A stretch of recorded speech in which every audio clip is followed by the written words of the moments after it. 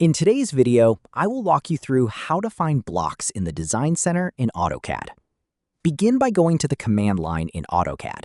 Type AD Center into the command line and press Enter. The Design Center window will appear. In the Design Center, look for the folder labeled NUS. Click on it, then select Design Center.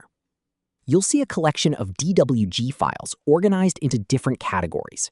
These include categories such as kitchens, basic electronics, landscaping, and more. Double-click on the category that matches the type of block you're looking for. This will open the selected category and display its available contents.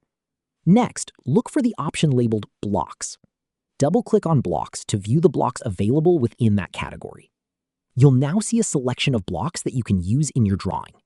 Select the block you want from the list. You can then copy the selected block directly into your current drawing. And that's how to find blocks in the Design Center in AutoCAD. Thank you for watching the video.